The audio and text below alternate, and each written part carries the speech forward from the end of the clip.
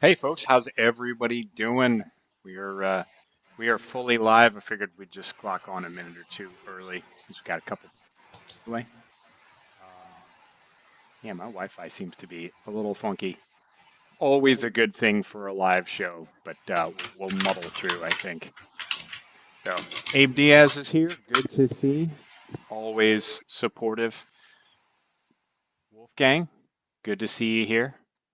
So, quick backstory on this thing. Last week, last Thursday, I think, I did the Maven Analytics resume review. We had it for an hour. It was in the middle of the workday. A little, it's a little tight with the timeline. People got real jobs. I got a real job. And I don't mean to say that as a bad thing. It's a wonderful thing. But anyway, even job seekers, not always, not always able to make it in the middle of the workday. So, hey, Fenny. Yeah, if I'm not connected to you on LinkedIn, you just pop up as LinkedIn. So, okay. I guess it's Arthur Carlos. I'm connected to Arthur Carlos. Bro, I think you got your security settings just kind of jacked up a little high. Okay, got to look into that. What's up, Jonathan? So anyway, last Thursday did the Maven Analytics January Jumpstart resume review. If you're not on that, hop on it. It is a great offer. Maven's giving away a lot of good stuff and giving away access to me. Not giving it away. I'm getting paid, but it comes part and parcel. You don't pay anything extra, so you get a subscription to Maven. You do their career package. You get a resume with me. I'll come rewrite your resume. Ian Clausewitz, who's going live tomorrow, he will do your LinkedIn profile, and Kristen, sorry, how do I forget that? She was my co-host. Kristen will do your portfolio. So just runs the gamut of all of the kind of analyst stuff that you need to do. And okay. Sue, I think you're posting in private chat. Oh, Anyway, yeah, you got to go in the like comments. I keep seeing private chat popping up. I'm like, hey, you got a secret to tell me? What's going on here? Do I have a bugger hanging out of my house? Anyway, so during that session, 1 hour, we got through some resumes. I think we had almost 50 submitted. I got like 10 of them with some comments and annotations, and I got through, I think it was five, because questions started coming in, and just got distracted, and we got off on kind of talking about this, that, and the other thing. So we got through five. There were a few more. There were including a couple that I want to hit real early because we had them on screen, like Craig Stewart.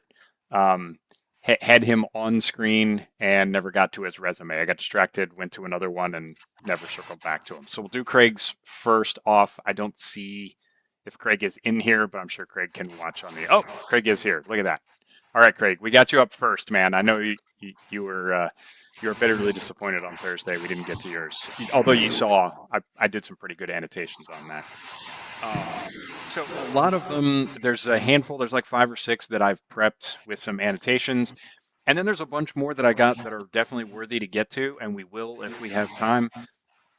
I have not really prepared much with them, so you'll get to see me kind of sight unseen stare at the thing. But if you're here and you've submitted a resume to January Jumpstart, I want to prioritize you. I want to make sure I get through everybody here. So I see Luis Ruiz Santiago. We get to yours for sure. Craig Stewart, Arpit, we'll get to yours. Who else? I saw at least one of them. Wolfgang. Yeah, we got to get to Wolfgang. Okay. But everybody else, we'll get to it. I know a lot of people are in Europe, so they're sleeping right now, or they're we're far flung areas where it's a crazy time, and do the best we could with the time here. Like I said, I got a real job. I can't really be doing too many things during the normal workday. But okay, without further ado, let's start talking resumes. And I got something. Why did I just remove that? No. There we go. I do have something at the end here to talk about. There's a project that I've been hinting at and sort of, wife and I have been working on for quite some time.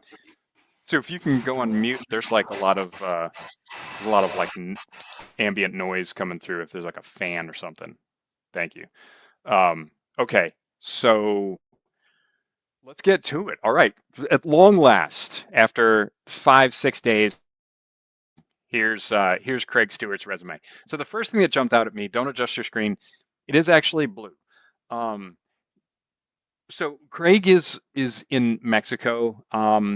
Sometimes I hit foreign resumes with a little bit of trepidation. I don't know the customs that well. I do US and Canada, fine. I do UK resumes. They're pretty similar, although there's some hijinks. But man, when somebody, if you're from Africa, India, Australia, the customs are just so different and it's really tough. Craig, I got to tell you, I don't know if this is common in down in Mexico, but I would say it's not a plus to have a different color kind of backing sheet. When I first pulled this up, I kept clicking on it. I was like, wait, am I like highlighting this or what's going on here? I would just go standard white with the resume. You're gonna annoy more people than you're going to kind of intrigue if that's what you're going for. Tatiana, good to see you. We will get to your resume. I know here's yours right here. Okay. I know Tatiana was another one. Saw hers on screen on Thursday and we didn't quite get to it. But so if colored resumes is a thing down in Mexico, awesome. I don't come off the top rope on some of these things. So Craig, and I think you spotted this, because Craig talked about this a little bit, and I made it pretty obvious. One thing that you got to be careful with, and this is Craig's resume is pretty good. It's well ordered. I would go experience above skills, but it's a fine point. He's got a summary, great. Summary is pretty descriptive. It really kind of hits a lot of the points that I like to hit in a summary. But the thing is your key accomplishment here, which I love seeing a key accomplishment in the summary, at least one. Recently identified a 10% decline in client retention in current role and pinpointed top 5 competitors through market survey analysis. For what? And then what? So you identified a decline. That's awesome. The problem is, hey, Anamika, I got yours ready to go. Okay. I know you're a Maven super fan. We definitely need to get to Anamika. But the problem here is the negative language. Okay, you've identified a decline. Awesome, and a careful reading of this will show that yeah, that's you identified a decline to fix it. You don't say what fixed it or what the fix was, and you've got this. You're talking about a decrease, a decline, okay, led a data analysis project demonstrating a decrease. That in some ways is a little bit worse because now it almost sounds like your project decreased client retention. I know that's not the case, or if it was the case, you wouldn't put it in your resume. But yeah, I would say you need to be able to rework that. And I'm a big fan of using AI. You have to use it very carefully when it comes to resumes, very carefully.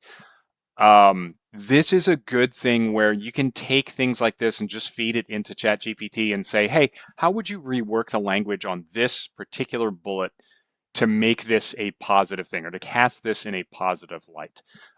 So I would focus on what was the correction? What did you fix with that negative thing that you found? Okay, we found something bad and we fixed it.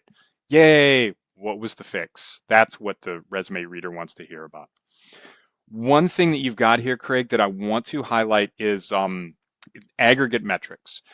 Now, aggregate metrics are not the end of the world, but I sometimes joke about them by saying this, like, I came in this morning, I turned on the lights, and I answered 3 emails.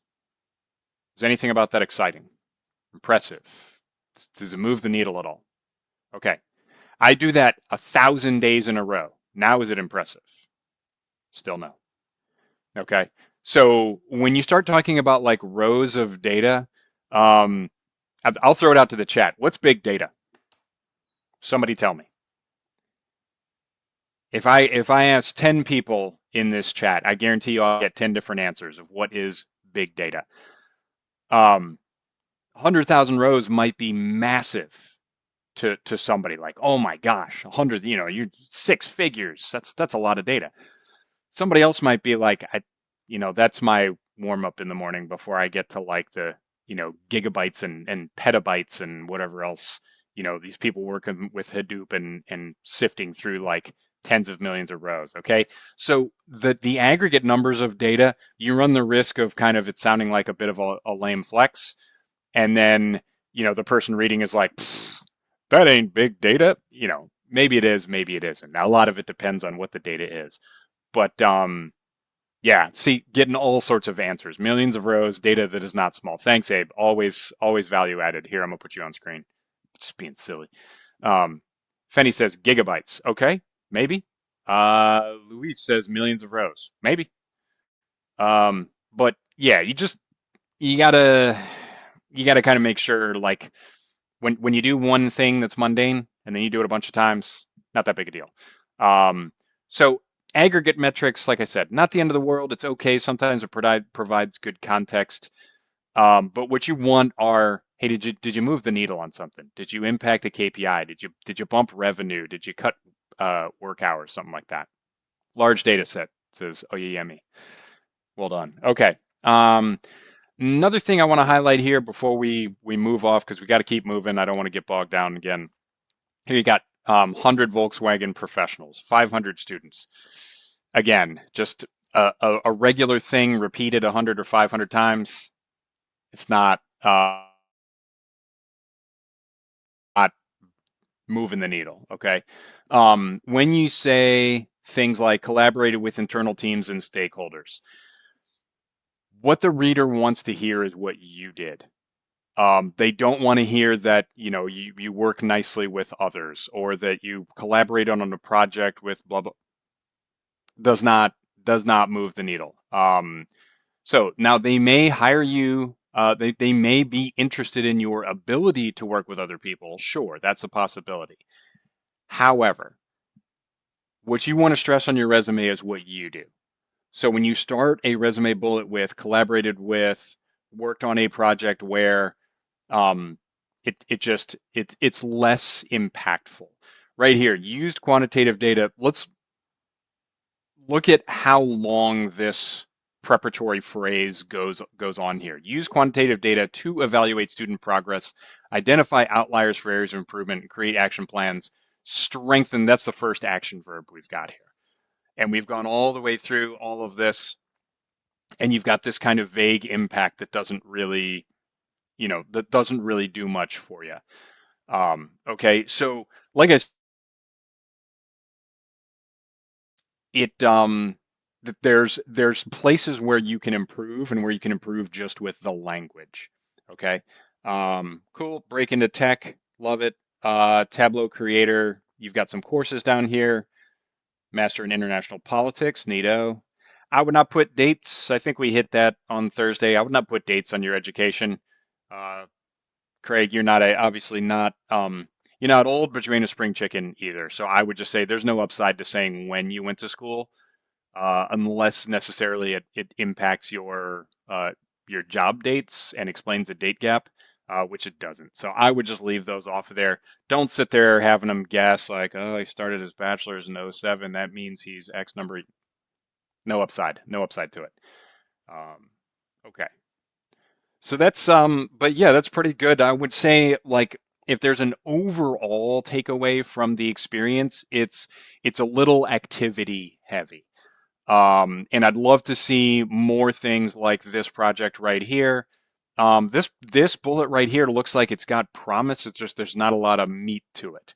You kind of talk about process, and there's not a lot of what was the impact. I'd love to see impacts there. This here is just job description. I would just talk about your job description in the interview. In the resume, that's not really the place where you want to highlight that. You can do better in a resume than that. That and I would bump the skills down to the bottom. I think you've got significant work experience. That is the highlight of your resume. But other than that, I mean, it's right on the right track. It's good looking. Again, wouldn't do the blue, but yeah, it's good looking. It's structured well. It's set up well. You clearly put some time into it. Um, yeah, not bad at all. So if you got any further questions, hit me up. But glad we got to you, Craig. I got to make sure we'll get to all of these, especially on this first window here. But I got to make sure I get to these people. Um, Okay. If you have any questions, toss them in the chat. Just like Kristen did last week, I've got my lovely Chief Operations Officer over there upstairs for me, and she'll keep track of things. If there's any questions that pop up, um, feel free to toss them up on the screen, and we'll get to them as we go. Hard to quantify. GPT has a billion parameters. Okay, you're welcome, sir. Okay, Tetiana, I hope I'm saying that right, from Ottawa. All right, so I've highlighted the summary. I've not looked at some of these in several days. So highlighted the summary here, results-driven data analyst with 8 years of experience. Right off the bat, I like to tell people resist the urge to quantify the title. We have this tendency these days to put these adjectives before the title. You're a data analyst. Just start with that. Results driven doesn't really help, and it kind of muddies the water before you start. So data analyst, 8 years of experience, love it. Business software solutions, data analytics, all good stuff. I highlighted the rest of this because there's a little bit of kind of word salad here. It's fluff. Skilled in strategic thinking, problem solving, business process modeling. Some of these are good skills to highlight. I would love to see something concrete here. What hard here? But put whatever power ones you have here, because this right here is kind of a load. There's a ton of stuff here.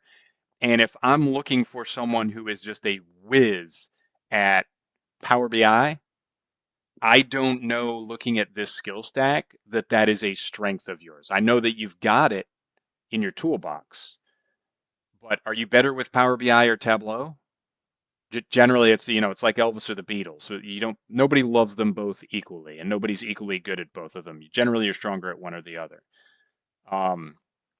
So another thing, I don't like quantifying skills. Advanced Excel. That's like big data. What's advanced Excel? Throw that out to the chat.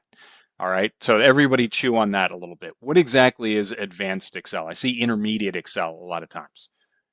What is that? I mean, when I first started out doing Excel, when you first learned how to do a formula or a function, boy, you thought you were an absolute wizard, right?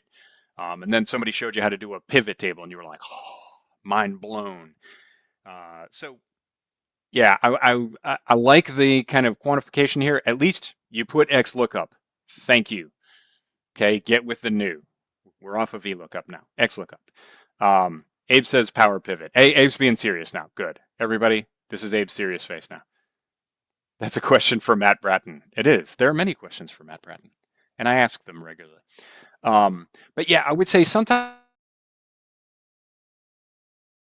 down a little bit. I don't know that all of these are your absolute kind of power selling skills, Tatiana. So I would say I would trim this down a little bit. Is there a lot of call for Lotus Notes, Service Desk?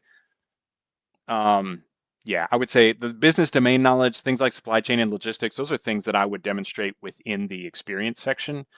And I think you do, but anyway, just kind of fine points. Again, I would drop the skills section down. So Tatiana's coming from another domain. She's coming from another profession, right? So she's a school teacher, daycare assistant. She's doing a lot in the education, a lot in the service profession, and she's coming to become a data analyst.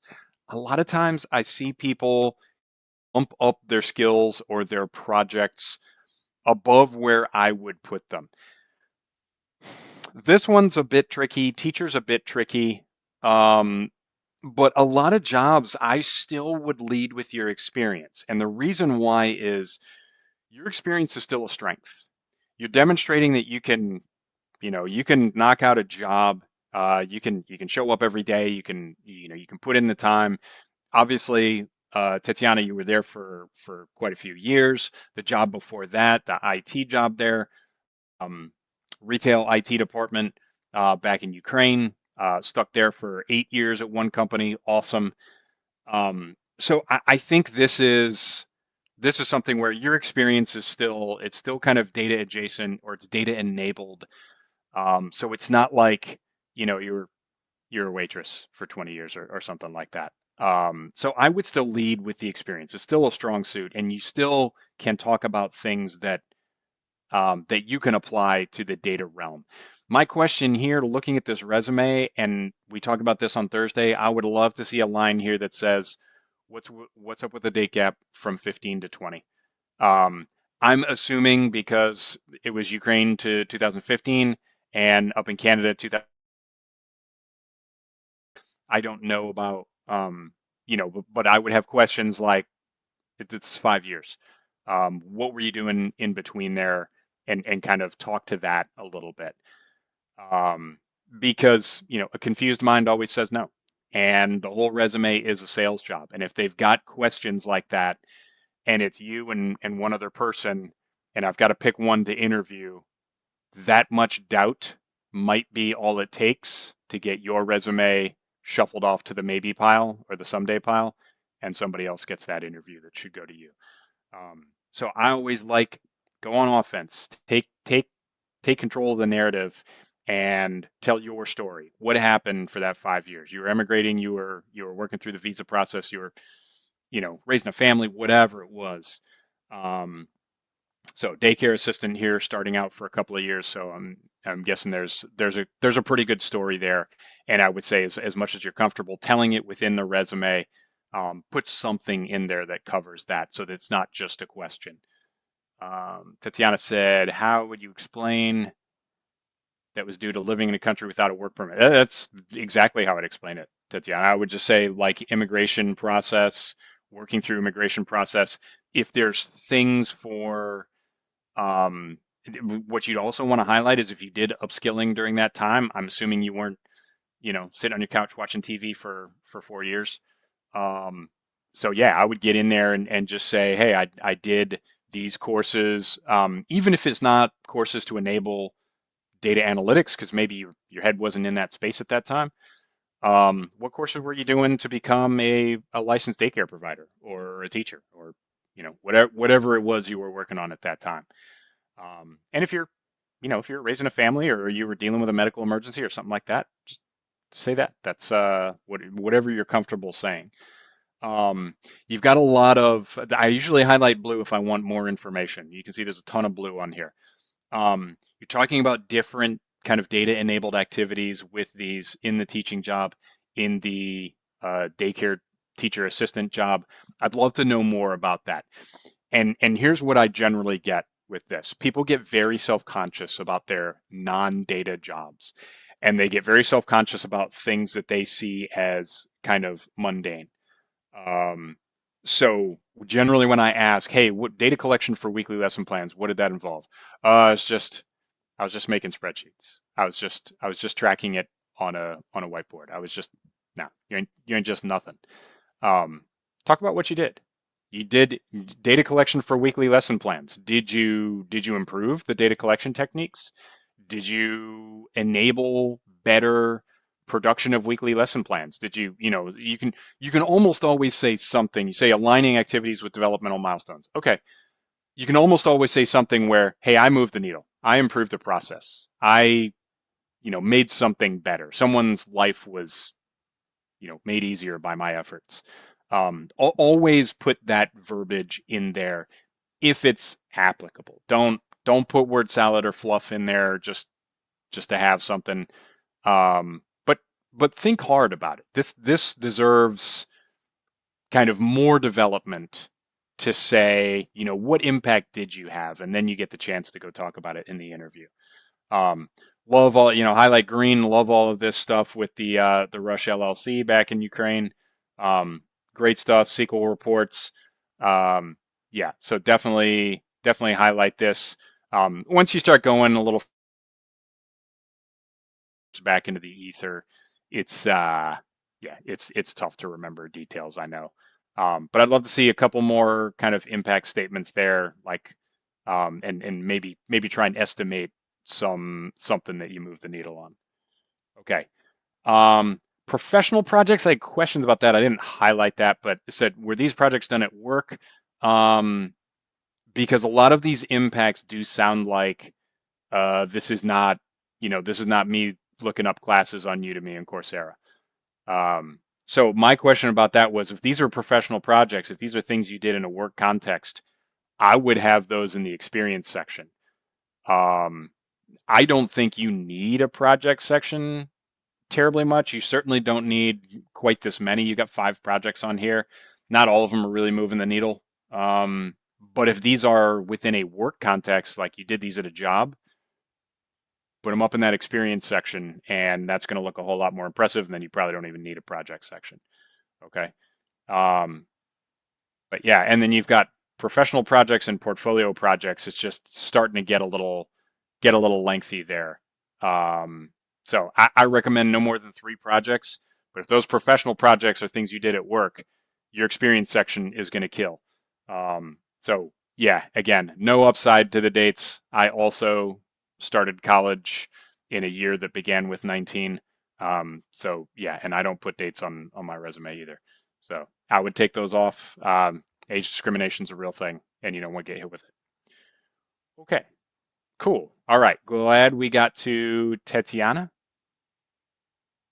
Wolfgang's got a question. Maybe put the projects as part of the portfolio. Not sure what you mean by that, Wolfgang. Do you mean like on a portfolio website? Yeah, if you can clarify that. Okay, so let's get to Monet. I don't think I saw. I think Monet might. I think she said she couldn't make it tonight, but I don't think I didn't highlight this one. But we'll give Monet's a quick read over. So, of it is very attractive. It's not, the font's not too small. It is getting a little crunched, and yeah, we're not making the best use of the space here. So if you got 2 pages, use 2 pages. So I would beef up the font just a little bit. It's just getting to the smallish level.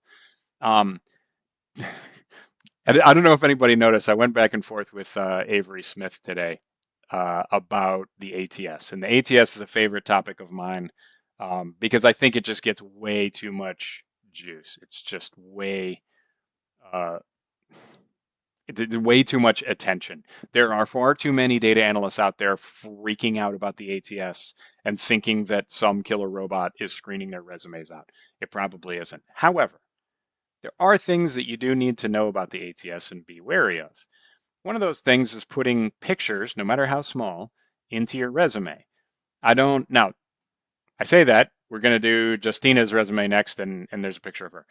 Justina's in Poland. And I actually asked her about that. So she's different rules over there. That's why I don't freak out about foreign resumes. So you all have different rules.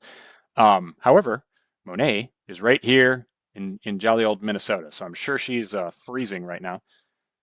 How cold is it up there, Abe? You let me know. Dave's in Minnesota too. Um, but even these little pictures right here can be enough to tweak some ATSs. Now the ATSs now are better than they once were. So I don't think this probably makes a huge difference, but I wouldn't chance it. And do you need a picture of an iPhone here to tell us that's your phone number? Do you need the LinkedIn logo? Everybody sees it's LinkedIn. Okay. The other thing is I would shorten these URLs. A lot of people have these, like it just looks kind of big and clunky. Um, Whole email, that's fine. City and state, got it. -19 yesterday. It was 30 here, and I was just about dying. Or what was it, 25, something like that. Anyway, I did have to shovel my driveway though. Maybe I'll post some pictures of that tomorrow. Okay, so let's play Will It LinkedIn. There's Monet. Hold on. Okay. So Monet, another one coming from the teacher side. So experienced teacher aide administrative assistant. I like that. Even experienced. There's no real upside to that. The flowery adjective right at the start. Here, let me zoom in so you can read it. So teacher aide administrative assistant. I would just say, what job do you want? Do you want to be a teacher aide, remote executive assistant?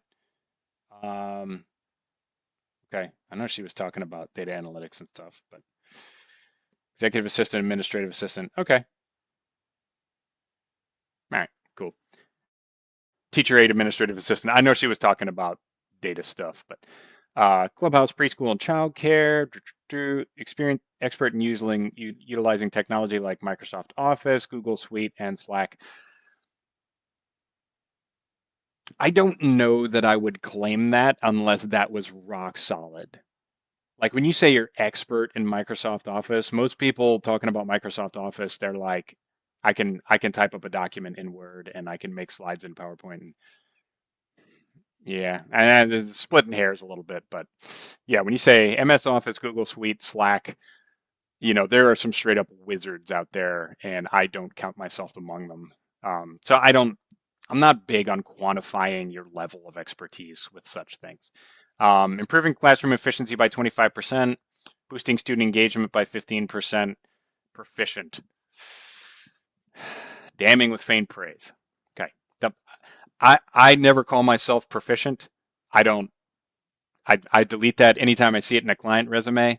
Proficient is just you calling yourself adequate, mediocre.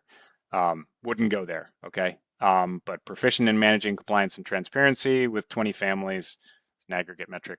Okay. Yeah. So the thing that generally tends to creep me out here is you got to look out for these metrics that are multiples of like 5 or 10%, and where there's some kind of vague and maybe not measurable thing like efficiency. What is classroom efficiency? How is that measured? Student engagement. Okay, you can probably assess that kind of back of the napkin sort of, okay, the students are volunteering more, but yeah, anytime a hiring manager sees boosted efficiency, increased operational efficiency by 15%, their spidey sense goes off. That tends to be a not real thing. So yeah, if Monet was here, okay, like what's classroom efficiency? How do we measure this? Um, um, it's not me being a jerk. You're gonna get asked, and especially if you put it in your summary, that's your feather in the cap. That is your proudest accomplishment. What does it mean? And if they say, hey, what does this mean? And you either talk in circles or you say, ChatGPT made that up, or some overpriced resume writer made that up for me, it's still going to be on you. Um, so we got some aggregate metrics. It's not bad. There's impact everywhere, but it's counting things. 15 staff members, 20 families, 20 families. Okay, we got the student engagement improvement. Okay, I like that. Yeah, classroom efficiency. What other metrics do we have here? Reduced academic learning gaps. Ooh, that's a good one. Reduced academic learning gaps by approximately 30%. That's one that's going to get asked about. Improved student test scores. Definitely getting asked about. Analyze student performance using Excel and SQL. Excellent. Trends led to a 15% improvement in overall classroom outcome. Okay. Again, spidey sense goes off. Overall classroom outcomes. I would be asking what that is and how it's measured. So yeah, got to be ready to talk about that. Just like with Craig's resume, here we've got implemented security protocols, conducted comprehensive searches, leading to a 25% decrease in contraband. There's a whole lot of negative words there. I shouldn't have highlighted that green. Here, let's change that. Yellow. Okay, we're not going full red. It's not a catastrophic, but yeah, 25% decrease in contraband incidents. That's a yuck word too. Yeah, you just got to be careful with that. 25% boost in security readiness or something like that. Take this thing, chuck it into ChatGPT, say, hey, turn this negative into a positive. That's what it's good for, but be very careful. Diligently compose 15, again, the flowery adjectives, 15 pre and post. So we're getting back to like a corrections officer stint here.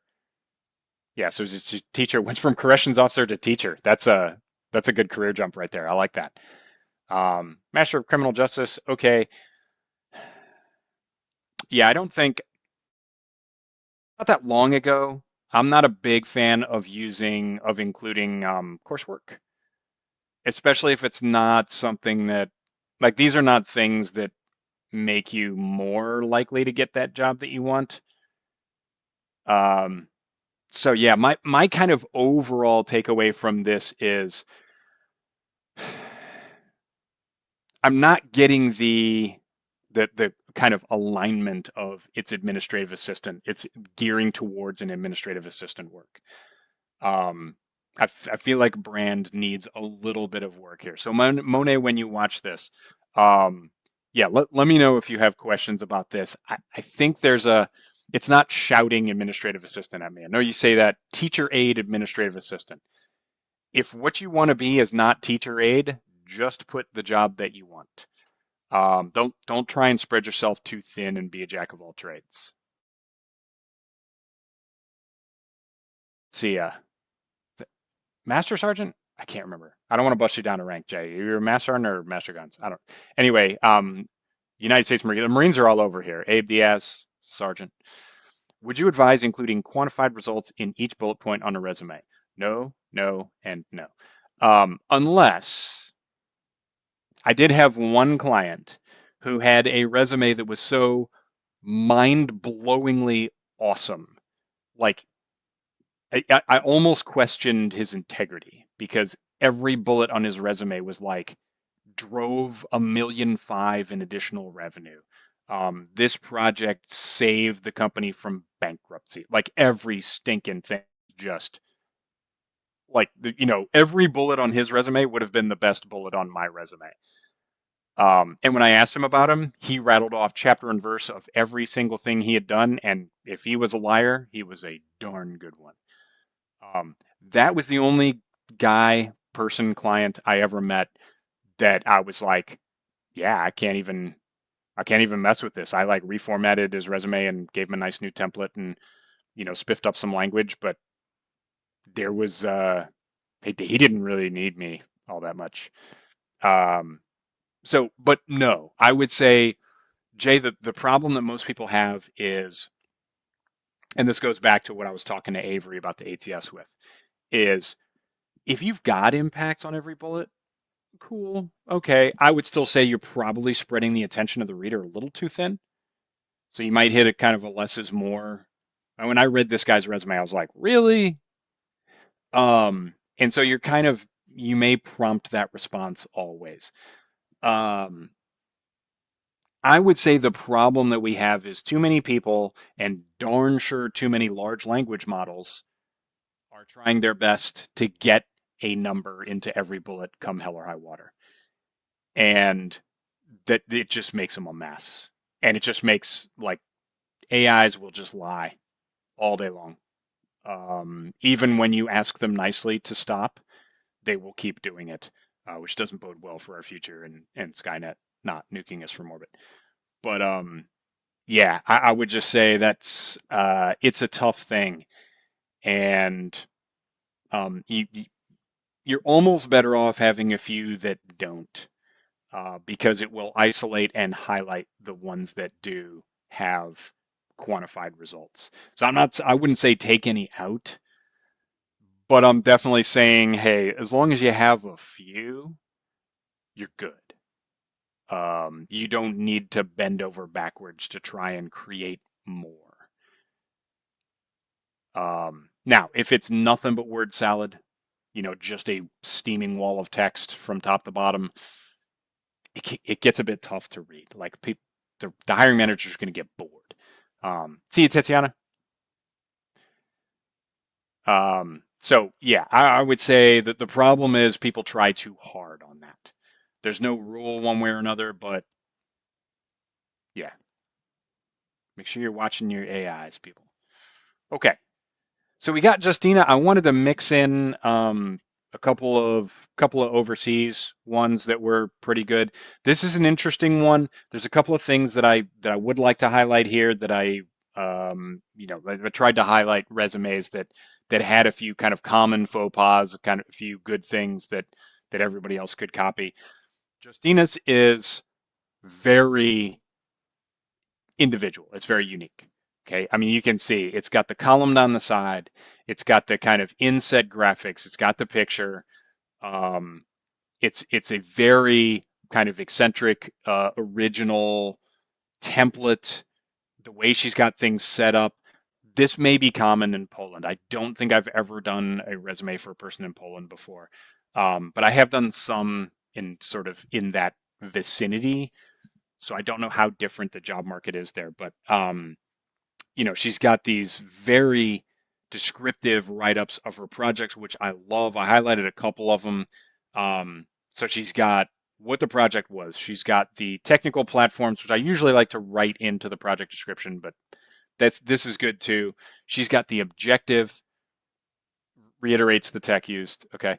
And then she's got impact statements, not as good here, delivered actionable insights. Sometimes you don't have quantified impact, but I love people that write up their projects as if they are work. Your project write-ups should look like your experience section. You should be briefing what was the impact gained from the project, even if it's hypothetical. I know that if you go to Kaggle, you're not actually saving people on the Titanic or even actually predicting who's going to die or who lives. Okay, that all happened 120 years ago or whatever.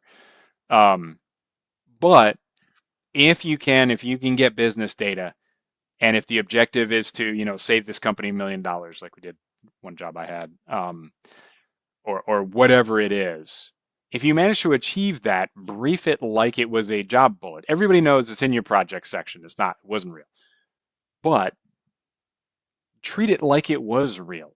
Show that you know how to brief an impact at a job. Okay. So she does that. Did it best right here. She does a ton of projects on here. A couple of things that I want to highlight. Do like the breakdown of technical skills and soft skills. That's great. This is a good kind of trim list of skills: Excel, Python, SQL, visualization tools, okay, BQ, and then some pretty good soft skills. My but with soft skills is when you name a soft skill, first of all, you want to make it something it's not something that everybody says about themselves. So highlight their fast learner. Like 90% of the people in the world think they're fast learners. If you read about learning processes, vast majority of people learn at about the same rate. Now, you can make your learning process more efficient through kind of systems and conditioning your brain and whatnot. But to say like, I'm a fast learner, I mean, what you mean is you are an eager and willing learner. But things like that, it's hard to demonstrate. And, it can cause a hiring manager to sort of roll their eyes and be like, really fast learner. Okay. The other one I always see is public speaking. I swear the resumes that lift soft skills, there's like 75% of the people say like public speaking and interpersonal conflict resolutions. Like if I saw a room full of data analysts, 100 of them, and I say, who here is good at public speaking? Out of 100 people, 5 hands would go up, but 80 of them have it on their resume. All right. So with soft skills, what I would say is the best way to list a soft skill on your resume is to show on your in your experience where you've actually done it. So if you say public speaking, if you say communication, show somewhere in your experiences where you had some sort of quantified result communicating, or you were called upon to speak at a conference or something like that. So yeah, saying kind of mundane, and again, this might be fine and encouraged and wonderful in the Polish job market. I would just say in the American, Canadian, potentially UK job market, I discourage people from putting things like fast learner. Plus, it's not going to match anything on a job description. There's no job description out there that say we need someone that's a fast learner. I mean, maybe there is. I don't know. But detail oriented, okay, yeah, that pops up. Adaptability. These are just they're kind of mundane things that just about anybody could claim. But other than that, I highlighted some things here. I would never say aspiring. You're a data analyst. It says it right there. It says data analyst. Don't say you're aspiring. You're already a data analyst. Look, you got the education. You've done related stuff. Don't do aspiring. Strong passion. There's a lot of kind of buzzword bingo in there. So diverse, I'm fully committed to transitioning into the IT industry. Why say that? You've been in the IT industry. I know she's not here, but hypothetically. I've completed an intensive data analyst course. Yeah, highlight the stuff that you've done, not the things that you've studied. Um, so anyway, so I hope Justina, when you watch this video, yeah, super cool how it looks. Again, I would with an ATS, I would be super skeeved out by this resume. And I know they do have applicant tracking systems all over the world, so this would definitely all the graphics would definitely be a concern for me. Maybe in Poland they have much more advanced ATSs that can scan all of these pictures. But yeah, it looks super cool. And then there's my note right there. Can confound the ATS. All right. I have one more that I prepped, and then we will get into the kind of sight unseen ones. I don't see Gloria here. Gloria actually is a personal friend of mine. She's an accountant. Um, so anyway, and then she said, "Is it only for data analysts?" I'm like, "Nah, send your resume in." Back with it. Now, there's a couple of things that I wanted to highlight here. She's got, she's kind of got the rounded numbers in everything. So you see, like, streamline this by 5%, reduce this by 5%, reduce process time by 5%. It's an accountant resume. I mean, it is Spartan. No summary. If you didn't tell me you were an accountant and I looked at this resume, I'd be like, yep, probably. So another thing I wanted to highlight here, if you have a major professional credential, I would not put something that's in progress. It's just going to generate questions, especially when you don't say, hey, I'm graduating in 2 months, or I'm taking my CPA exam, or I'm 3/4 of the way done with my CPA exam. I got the Taxman Gov portion up next. Yeah, I wouldn't do that unless it's like imminent and like guaranteed. Again, intermediate, do not quantify these skills. If you list a skill on your resume, you should be ready to use it. Oh, am I not sharing? You can just come off mute and tell me I'm an idiot. That's fine. I would totally understand. Also, Greg has a question. Craig has a question. Craig has a question. Give me a second. Let me get this up here. Share. Yeah, I forgot. So Gloria's is in Word, so I was in PDF and excuses. Okay. Luis says, fun fact, I got asked about a Maven Data Challenge project in the interview. Outstanding. They can ask about anything on your resume. And Craig's question, how do we avoid using too many numbers in our experience billets while also demonstrating and explaining impact? You can explain impact verbally, Craig. That is fine. Avoid the word salad when you go to a large language model and it's going to put impact in there. Just make sure the impact is something that you can explain. And I like to talk about the mirror test, but you can have somebody else kind of interview you. Just highlight every impact statement on your resume and have, wife, girlfriend, husband, significant other, best friend, Jocko from down the street, whatever. Just have them come over, give them a beer and say, ask me these questions and see if my answers make sense. And then pretend like it's an interview. And actually, that's something pretty good to use LLM for as well, is feed your resume in and then say, if you were a hiring manager and you read this resume, what questions would you ask me? You're probably going to get, if you ask for 10, you're probably going to get 7 or 8 good ones. And some of them may surprise you and you're like, ooh, I don't know what I would say to that. Time to prepare and practice. But yeah, anyway, so like I said, Gloria's got all of these kind of well-rounded impacts. You can see how many times, and I did not cherry pick these. So I went through and basically I picked resumes that, had sort of common things that I could talk about. But of the 50 resumes we got, there were a lot that had these kind of nice round numbers for impacts. You'll see more before we're done. So yeah, just beware of that. You see it a ton. And if I've seen it, if I've seen it 100 times, every hiring manager that sees your resume is going to have seen it 1,000 times. And trust me, they can spot a, Chat GPT, give me a resume a mile away. That the AI is just not that good yet, and it does a lot of different kind of formulaic things, some of which I've highlighted, but yeah, demonstrated history of, and proficient in. Yeah, it's bad. Okay. Wolfgang says I do not have an unmute button. Okay. Yeah. Well, Wolfgang, because okay, so peek behind the curtain at the Great and Powerful Laws. We are broadcasting from StreamYard. So in order for guests to come off mute and talk, I would have to invite you into the StreamYard instance. So yeah, we don't have a way to pull, and that's how we broadcast to two different platforms at once. So you got to kind of pick your poison. Um, but yeah, cool. Okay. What did I highlight yellow here? Formulated and presented detailed financial statements and reports. Yeah, a lot of this was this is daily grind stuff. And so one of my favorite things to say is, talk about your accomplishments, not your activities. Your daily grind is not particularly interesting. If you're an accountant, that might be all you got.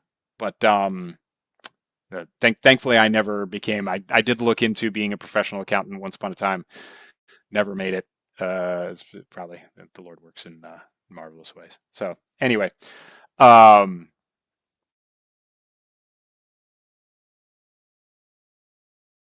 of public speaking, ladies and gentlemen, that is a lost art, and I highly recommend you join Toastmasters wherever you are. They don't pay me nothing, but yeah. Okay. Anything? Yeah, I talked about the in progress, talked about the intermediate. Don't quantify skills. Don't talk about in progress certifications, especially kind of an industry standard one like that. It's just going to generate more questions and answers. All right. I think that is the end of the ones that I have prepared. Now let's go to the, what do we call this, lightning round? Okay, let's see. Oh, come on now. All right, I won't do it again. Share screen. Me talking through my process. This is me talking through my process. There we go. Share. All right, Wolfgang, you're up.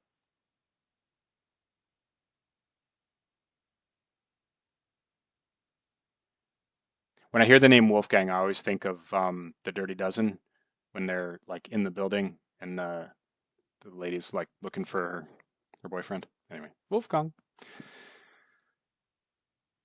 Okay.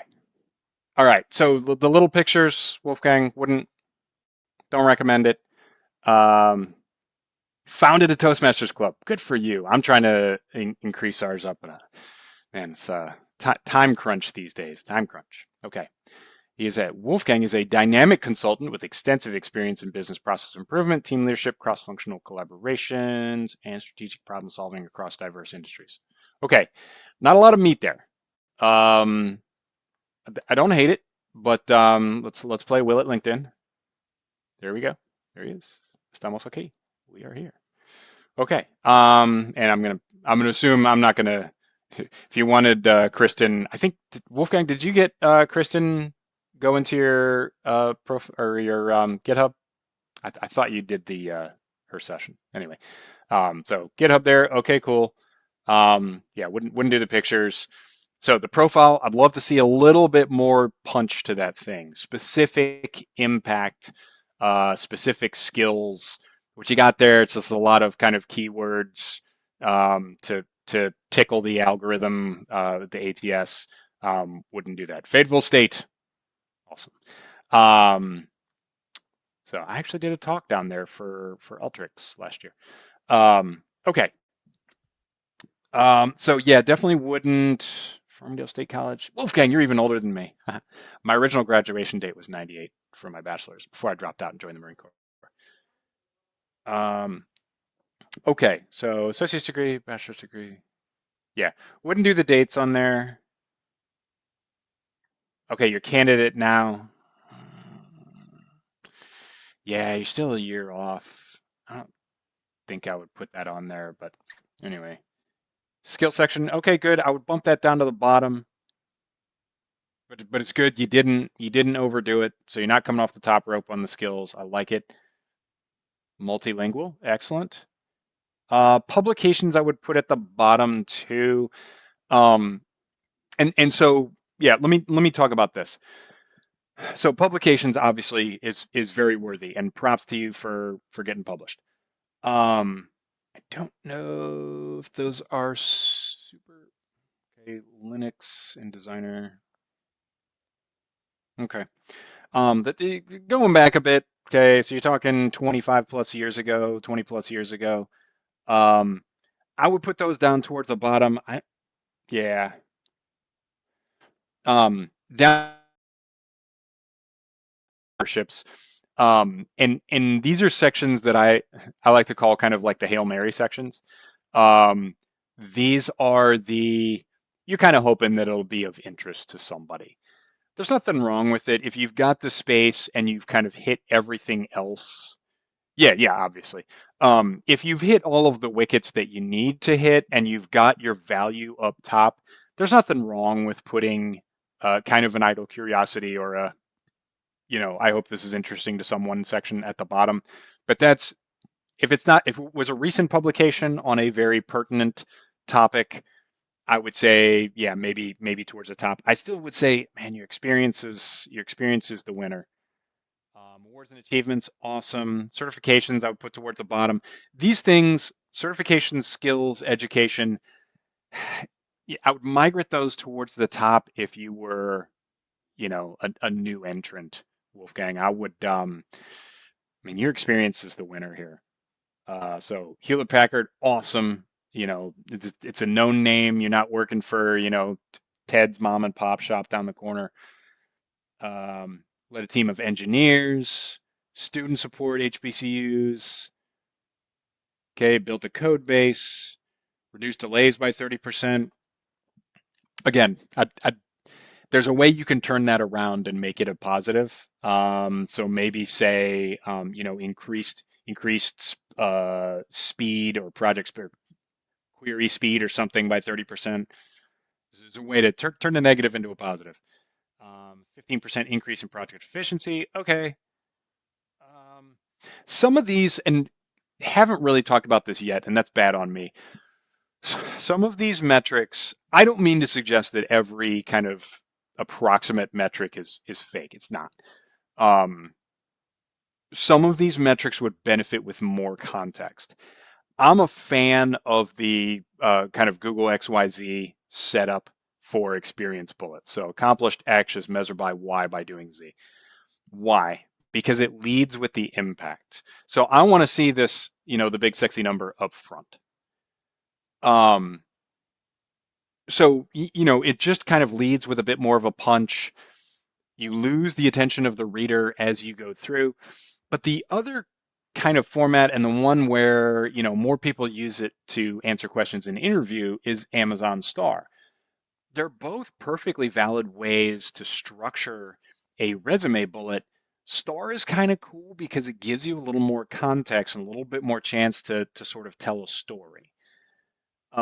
So you might be well served here, Wolfgang, by like fleshing these out a little bit. Not every bullet needs to be like one simple sentence and you're done.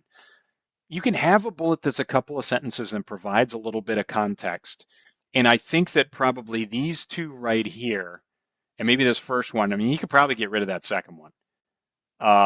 But these three bullets that have a real impact might be better served by, build them out a little bit.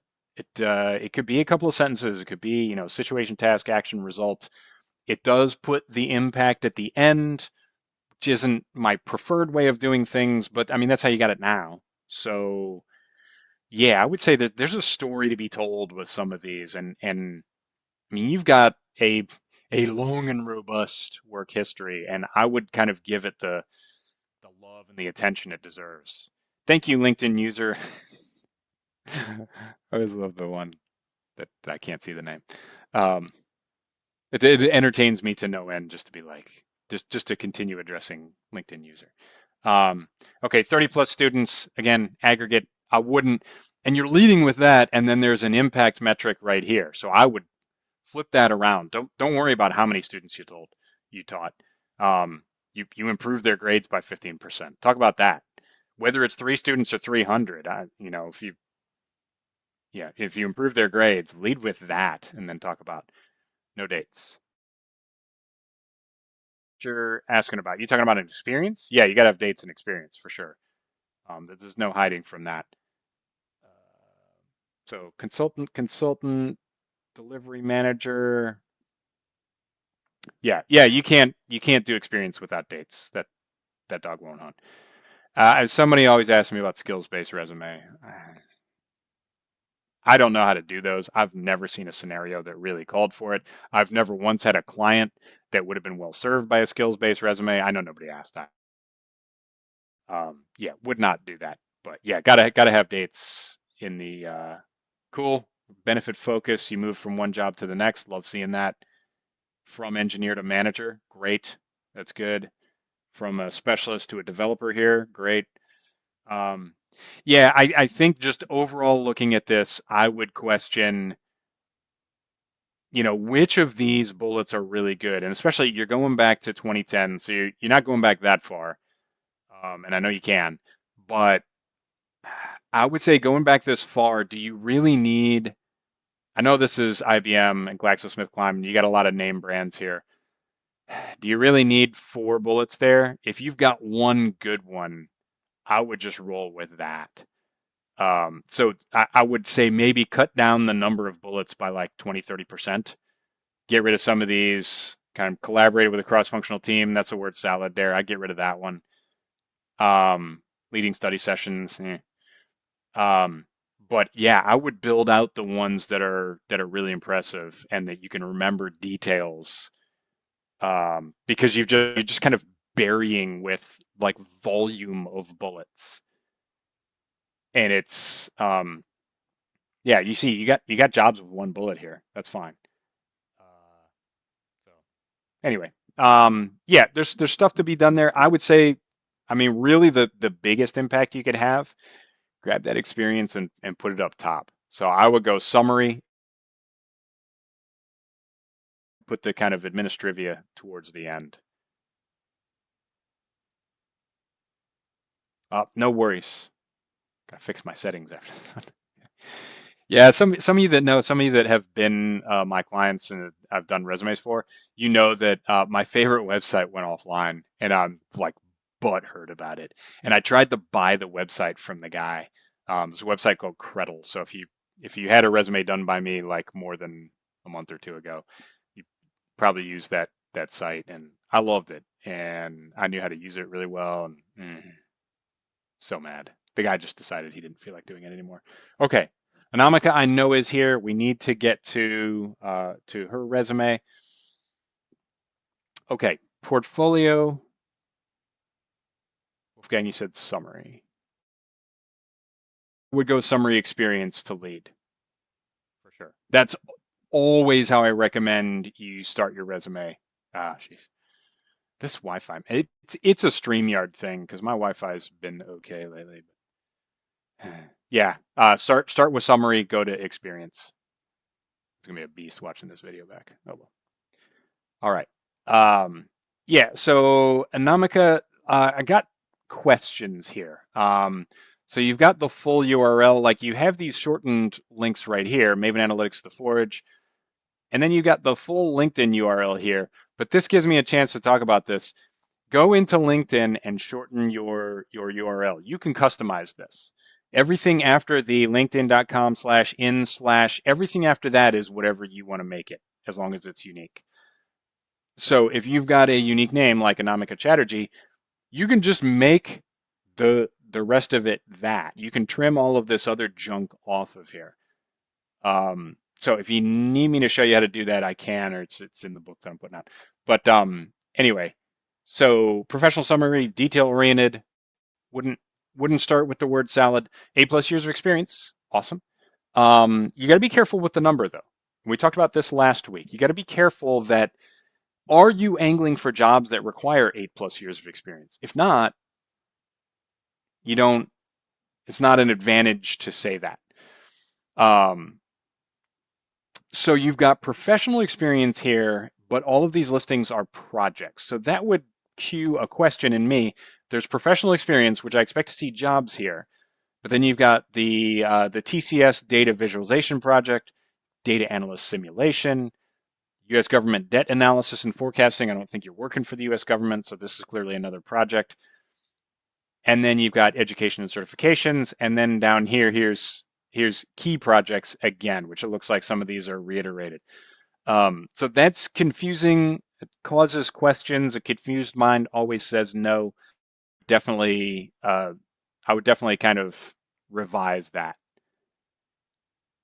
Certifications, you got to be a little bit careful with. Some of these certifications don't necessarily relate to what you want to do. Lean Six Sigma Green Belt may or may not be value added for a data analyst. I also have a Lean Six Sigma Green Belt certificate.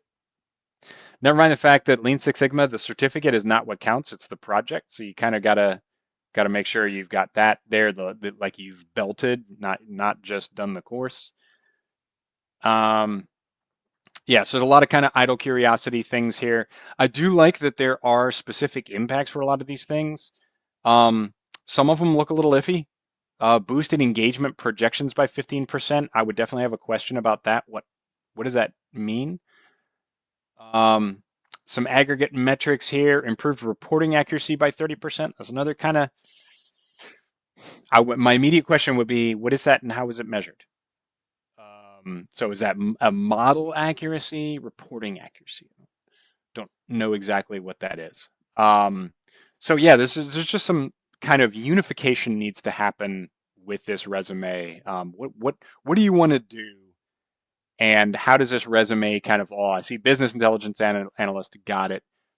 But what is it that's lending itself to you being qualified and able to do the job? Okay, and yeah, and I would clean up the double project section. You don't need to really explain the skills, and maybe individual skills in Excel, but all of these are just kind of basic. These are SQL things. You're doing SQL. Got it. In progress, again, I would not do that. Power BI in progress, I don't know what that means. There's a specific certificate you're working towards. Um, so yeah, there's a lot of kind of questions generated by some vague things in this resume. There's obviously a lot of good data here. There's a lot of good stuff that you're doing, but the resume itself is a little unclear. So I'll work on that. All right. Who else is here? I'm not going to get to all of these. Luis is here. All right, we got to get to Luis. All right, so Luis, I haven't done any annotations here. Sight unseen. I've looked at it, glanced over it just to make sure it was one we wanted to highlight. But hopefully Luis is still here and he didn't have to take off. Columbus, Ohio, home of the mighty national champion, Ohio State Buckeyes. I got my sweatshirt over there. I almost wore that, but it's a little warm. We get the fire going and everything. Okay. Again, Luis would not do the little pictures. Everybody knows what LinkedIn is, but Luis has truncated his link. Let's find out. Will it LinkedIn? Oh.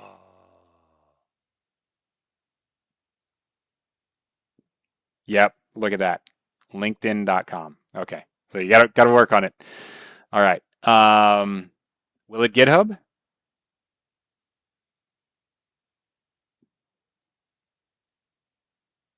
Nope. Is that someone else? I think.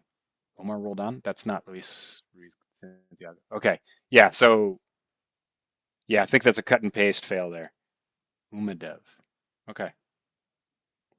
Yeah, maybe some cut and paste there. It's like that does not look like Luis Ruiz Santiago. Okay, all good, and it's a different name. Okay, so let's look at the summary. Technology analyst. Luis, what's a technology analyst? Answer in the chat. No links on that one, but I did modify that in a new. Okay, good. Again, will it LinkedIn? How many jobs are there for technology analysts? Let's find out. It's exciting. Technology analyst. You guys get to see me type in real time. 961 results. That's not a lot. Okay. Which that's always kind of my game when I see a job and I'm like, I don't know that I've heard of that job title. Um, okay, so your current job, technology architect analyst at Accenture, or current until recent job. Okay. Um, role name at your previous job. Okay. You're not tied to that, man. Um, yeah, don't lock yourself down to that. What I mean, what would you call yourself? That's my question. If we were doing a one-on-one right now, I'd say, what job do you want? What do you want to call yourself? So yeah, I would just say technology analyst with experience in different roles. The opportunity to work on a good highlight here. People do put their summaries in first person. I don't hate it. It's an option. I don't personally do it because what I want is I want my whole resume to have the same voice. So I tend to write my, projects, experience, all of that in kind of the like indirect third person. Like you're not actually putting a pronoun in there. I'm not putting in like he, but it's kind of you're kind of speaking of yourself in the third person without a pronoun. Um, so yeah, I would just say like if you want your summary to be first person, that's fine. It's generally not my choice, but I've had the opportunity to work on a diverse range of projects and make use of different skills. What's the impact there? Diverse range of projects make use of different skills. Like what? Um, okay. Oh, Luis is a jack of all trades. Luis, we've got work to do. Okay, from traditional data analyst tasks like cleansing and validating data to writing user stories to more back-end roles like troubleshooting, Linux-based servers, and configuring applications. Luis, you must make your decision for Christ, as Alec Baldwin said in Glengarry Glen Ross. I'm paraphrasing wildly, but have you made your decision? You've got to decide what it is you want to be. Otherwise, you're going to flail. So I know you've got a ton of different skills, diverse range of projects. Got it. You got to pick. Because otherwise you're just going to cast way too wide a net and you're going to generate questions from people. So yeah, I'm not diminishing any of the many awesome things that you can do, but I'm saying, trust me, like, what is it? Listen now and hear me later. You're going to do yourself a favor. And I had to be told this once upon a time and I didn't want to hear it either. But you got to pick. You're just going to cause yourself endless headaches if you don't. Another kind of minor-ish ATS point that I don't know if it's even that big a deal. I try not to freak out about. Okay. I'm not going to nitpick. If you say you tailor to the job you apply to, are you applying to jobs called technology architect analyst? That sounds like a very unique title that existed at Accenture. So yeah, I'm not looking to debate. I'm not looking to debate you, Jerry. Who who, who can name that? If I had like Robert Sievert or Fred Larderow here, they'd name that movie. But I'm not going to debate you, Jerry. I'm not going to debate. Who's the actor that said that, and what was the movie? Okay, mad bonus points. Wi-Fi high five if you get that. But yeah, I would just say you gotta focus up. But as I was saying, minor ATS point here. Multiple columns. It can kind of do some weird things with the ATS. It's a little confusing to read when you just have everything kind of consistent. It's like written across the page all the way across, and it goes down the page. It it just works with with our brain cocktail a little bit better. So anything you can do to kind of draw the reader's eyes down the page and give them sort of a smooth journey through your professional panorama, whatever. We reach for a weird word there. Milieu. Um, yeah, the better off you are. Okay, so skills, like it. Skill section's good. Certifications, those are all legit. Projects. Okay, fast food industry, insurance industry, retail industry. Okay, business relevant. So, kind of descriptive here. I'd love to see some sort of specific impact, something that was gained. Fargo, you got it. I'm not going to debate you, Jerry. One of my favorites. Truly bleak movie. Oof. Anyway, don't watch that on like a date night or anything. Um, okay, but yeah, projects. You're leading with projects. Experiences like it's kind of truncated. Um, Film and associate, architect, analyst. Okay. Yeah, I would say um, yeah, my question would be like, what else did you do here? Now, in experience, it's not. Yeah, well, he was so Wolfgang again, not to split hairs. Jerry, you're right. Jerry was William H. Macy. It was Steve Buscemi that said the line. Anyway, but well done. Had to look up the actor. Yeah, William H. Macy. Brilliant in that role. You want to talk about a dude playing a role that just made you physically uncomfortable to watch him just flail for the entire movie. Anyway, um, yeah. So it's an attractive resume. It's well set up. Again, I would highlight the experience and I would build that out because you got 2.5 years there at Accenture. Um, so I don't know what the nature of that work necessarily was. Fulfillment Associate at Amazon. There's probably some more impacts you can talk about in that time. I know that obviously that was kind of a shortish time frame there, um, and then working at Accenture. But yeah, I would say bump that experience up to the top and build out that Accenture a little bit more. Hey, Robert Sievert's here. Look at that. I haven't seen you. Name that movie. I guess I blew the interview. Robert. Well, to be fair, Robert's pop culture knowledge. Robert, have you seen Fargo? Robert's pop culture knowledge generally, if I do something from like mid '90s on, he doesn't follow. Um, but boy, if I do like a Van Morrison reference or something, he's right there. Okay, moved what I have on the projects into the experience and use the projects for my own personal portfolio. Okay, yeah. Um, but yeah, it's not a. Are you getting? I'd be curious to know, Luis, if you're getting interviews based on many times. Good, Robert. You've restored my faith in you. Everyone should see Fargo. It's probably not children, but anyway. Um, yeah. So yeah, be curious to know if this is successful for you, Luis. Um, because it is a well set up resume. It is well written. Um, but it doesn't have the punch that I'd like to see from either the projects or the experience section. And I think that would probably put you over the top, even in the summary. Something a little more kind of in the summary to sink your teeth into. Okay, we're running short of time. Glad we got to Luis. I don't know. Do we have any other? Wendy's not here. I know she was. She said she couldn't make it. Fernando, is Fernando here? I know I was talking to Fernando earlier in the week. Felicia cannot make it. Elena said she couldn't. I'll talk to Elena's. She was definitely in touch. I think Becky was going to try to make it, but I've not seen her. Okay, let's. Elena's.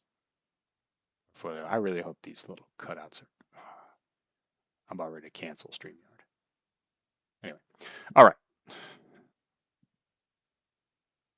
Rudy Castillo. There we go. Albert's point. I am 100% right. Thank you, Rudy. That is just empirically true.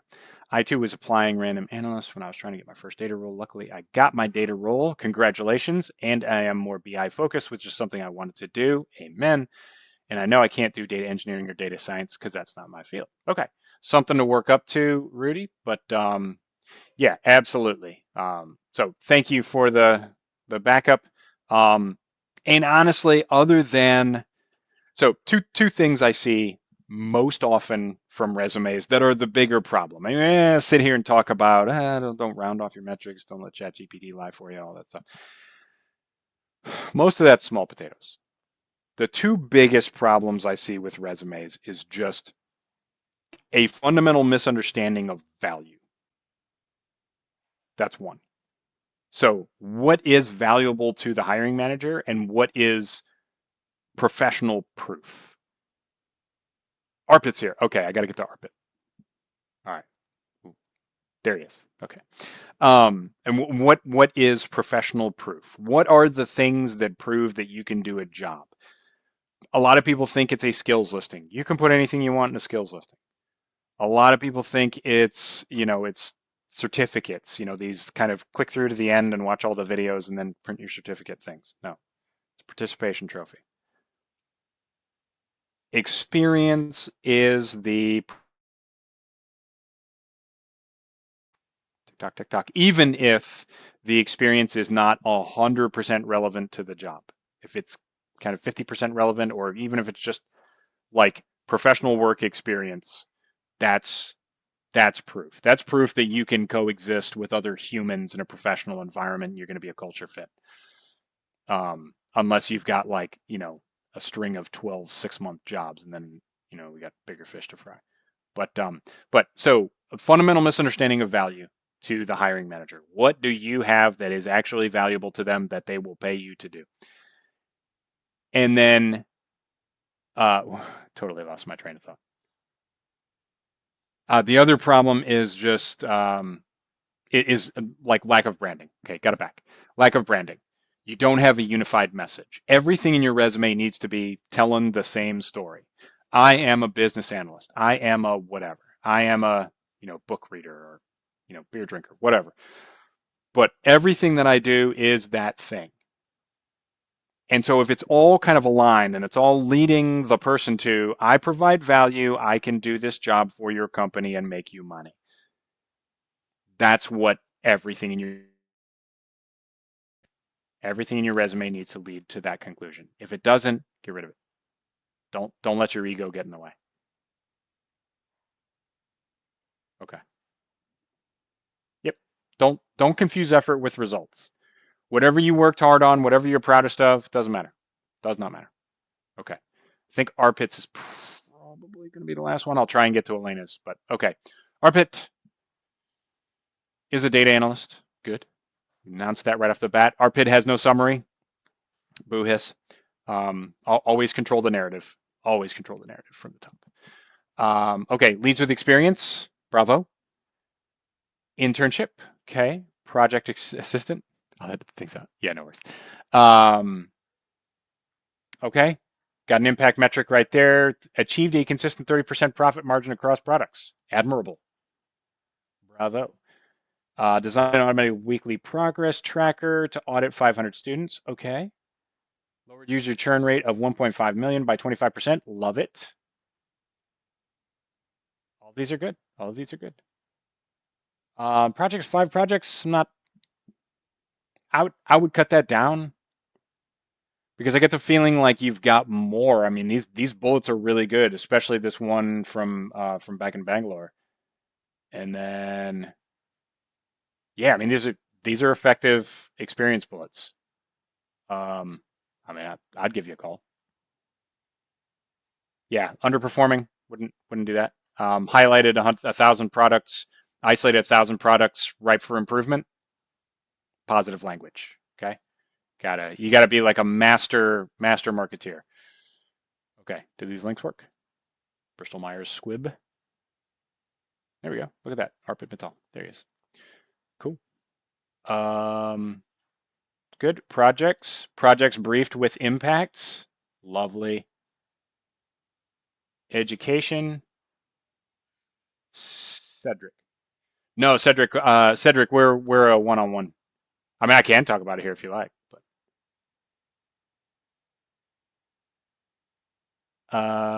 skills, good. That's clean. Yeah, man, Arpit, this is a pretty good resume. It's clean. It's easy to read. It hits all the high points. All I would say is, I'd drop restaurant intelligence. I don't know about that, but quant, Bristol Myers, social media, market. I mean, whichever. I'd pick 2 or 3 of these that are relevant to the industry you want to work in. Highlight those. Get rid of the rest. Put a summary up top, because I really think if you're telling a story, you're going to be good. What would you recommend? 5 projects or 4 different working? I mean, if you've got the work experience, like honestly, once you've got relevant work experience, you shouldn't even have a project section. So if you're crowding out work experience for projects, you're fundamentally misunderstanding the value. Um, so yeah, value is in experience. If it's relevant, highlight that. Trim this projects thing down to like 2 or 3, and then down to nothing when when you've got full-time employment. But yeah, it's a good resume. I like this. Yeah, my recommendations are purely kind of how I would tell the story. I think a little bit more effectively. But you're definitely on the right track. Formatted well, reads clean. Not too much I can mess with here. Alrighty. That was good. Glad we got Arpit. Now I did promise Elena we would get to hers and we would get it on recording. So let me hit this quickly. Now this one's a little long. I would not go. Elena is a Londonian, or across the pond. Um, I personally would never go to a third page in the US or Canada market. I know in the UK it's a little bit more common. I got it. You are welcome, sir. Um, yeah, so maybe Elena's might be the last one we get to, unless somebody else drops in and says no. Um, so Elena in the profile here, there's a little bit of word salad. I love that there's effective skills presentation here. Don't quantify, basic SQL, entry level Python. Nobody's hiring if you just learned how to type hello world. If you're going to put Python in your skills, then you can use Python in a professional context. Um, but it's weird that you've got Python in the summary here, but I don't see it unless I'm missing it. Yeah, I don't see it in skills. You do have Excel here. You do have SQL here, Power BI, but I don't see Python. That's weird. Okay. Yeah, consistency. Got to make things consistent. Um, yeah, some of these kind of squishy skills, teamwork. Okay. Okay. Transferable experience, project role. Yeah, this setup is very strange to me. Even having seen quite a few UK resumes, I don't think I've ever seen one like this. Um, so transferable experience, just say experience. Let them figure out what's transferable and what's not. 80% of previous role focused on analyzing data. Okay. Yeah, it's not something that needs to be quantified. Power BI, and that's yeah. I would just list the jobs. Just list the jobs that you've done, and then list the experience of things that you accomplished, and show that you understand the value through that. So data relevant things. If you're not super data relevant, then um, then highlight the things that the aspects of them that were. But yeah, employment, Bowdoin, okay, to December 22, planned traveling career break. Okay. Yeah, I would have questions about that. It's a little, I mean, it's good that you put it in there. Um, but yeah, traveling for almost 2 years. Um, you might want to flesh that out a little bit. Like, what was 2 years worth of travel? Was it like sailing around the world or something like that? So yeah, I would probably expand on that. Um, okay, yeah, a lot of data here, a lot of good impacts. Moving the department, turnover, 6 million pounds, 200,000. Cool. I do, mm, I do see a lot of things down here that I call zero bullets. Facilitating workshops wouldn't include things like that. Assisting and training others on Excel formulas. Yeah, a lot of these I would say probably don't move the needle. So I would get rid of some of these. But yeah, tough to say. If Elena sits there and tells me, "Hey, this is a perfectly good UK resume," okay. But yeah, that I don't know. I would be weirded out by that. Okay, so I did want to talk to you about something before we log off, and that is we wrote a book. Um, let me share it real quick. So we wrote a book, and it's not finished. Finished. Okay. However, we remove that. Present.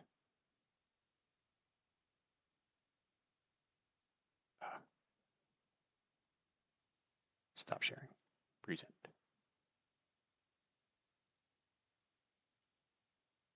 Why is this failing now? Oh, there we go. Okay. So the book's not totally done. However, the draft is done. This book here, Resume Revamp, and you can see we slapped a big word rough cut on top of it. This is our draft. It's like 90% of the book. Now we're going to add some things. We're going to add some little formatting things. Some of the stuff is going to be like little offset sections with little graphics and stuff like that. But the meat of it is here. And no kidding, this is just about, I mean, you can see this is just the table of contents right here. All sorts of dumb stuff like education. Pink Floyd might disagree, but we do need it, right? We don't, you get it. Anyway, Robert Sievert gets it. I know that. Um, so anyway, but this is everything that I know about resumes pretty much in a bunch of pages of stuff. Um, so when we get done with the book and it's a perfect, polished, golden, gleaming gem of a thing, it's going to get sold through Amazon. But since we're not quite there yet, we thought, wouldn't it be cool if we just like sold this thing as a draft for like $10? Now, this has got everything that you need. It's got all of the things that I know. Every chapter, like how to format your header, your summary section. The experience section chapter is literally like 10 pages long just of like knowledge, right? Here at the end, there is a whole chapter that is nothing but the prompts that I use in ChatGPT to produce all of these resumes, to include like the initial prompt, to include the like how to interview yourself. Basically, like I'm explaining step by step how you can do with your resume what I do with a client, um, and just do it by yourself. What I've found is there's a ton of people out there that need kind of a low ticket item to be able to do their resume. And there's only so many people that are going to show up for a YouTube Live or LinkedIn Live or one of these things. And there's only so many people that are going to pay my price to get me one-on-one to rewrite their resume. So this here is kind of my,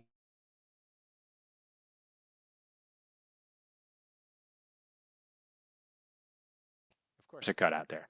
This is my like how you can do it yourself. Do what I do for yourself. And it doesn't have the bells and whistles. It doesn't have the pictures. It is just my collected in aggregate form. Um, so I wanted to just share that with y'all that are here with me tonight and whoever's watching the video later on, that this is, I'm uploading this tonight to my website and I will post that link tomorrow. I will, I will put it out. Maybe I'll put it out on LinkedIn tonight.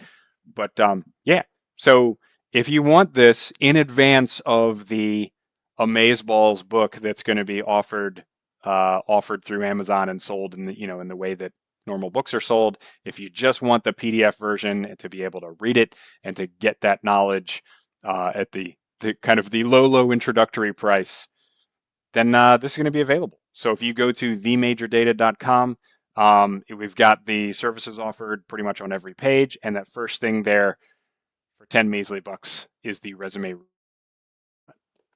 So okay, so look for that. If you go there right now, you're going to click the thing, and it's going to be a link to nowhere. It's just going to take you to another part of the website. But we will have that by the time this kind of posts tomorrow, and the general public sees it. We will have that up and available. and we'll see. So yes, Jay, awesome. All right, folks. With that, I hope that was helpful. We went through, I don't even know what, like 8 or 10. We went through a bunch of resumes and we talked about all of the kind of ups and downs with them. And oh, my wife is back. There she is. We went through all of the ups and downs with them and talked about where you can kind of get all of this and more for yourself, because there's 100 things in that book that I didn't talk about tonight or last Thursday. There's just only so much time.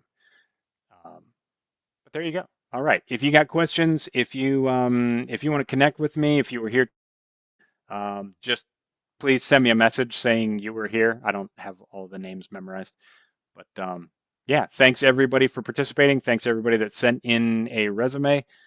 And if you got other questions, you know where to find me.